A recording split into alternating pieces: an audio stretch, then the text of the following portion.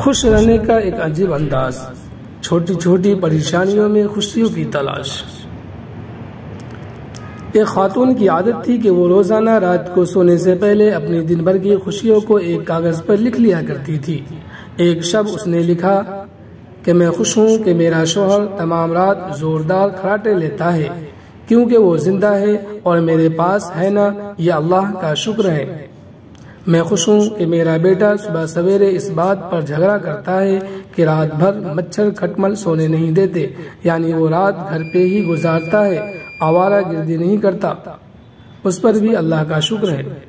میں خوش ہوں کہ ہر مہینہ بجلی، گیس، پانی، پیٹرول وغیرہ کا اچھا خاصا ٹیکس ادا کرنا پڑتا ہے، یعنی یہ سب چیزیں میرے پاس میرے استعمال میں ہیں نا، اگر یہ نہ ہوتی تو زندگی کتنی مشکل ہوتی، اس پر بھی اللہ کا شکر ہے۔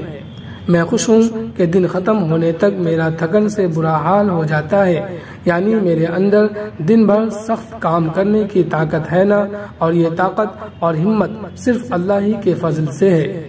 میں خوش ہوں کہ روزانہ اپنے گھر کا جھاڑو پوچھا کرنا پڑتا ہے اور دروازے کھڑکیاں صاف کرنا پڑتی ہے۔ شکر ہے میرے پاس گھر تو ہے نا، جن کے پاس نہیں ان کا کیا حال ہوتا ہوگا، اس پر اللہ کا شکر ہے۔ میں خوش ہوں کہ کبھی کبھار تھوڑی بیمار ہو جاتی ہوں، یعنی میں زیادہ تر صحت مند ہی رہتی ہوں، اس پر بھی اللہ کا شکر ہے۔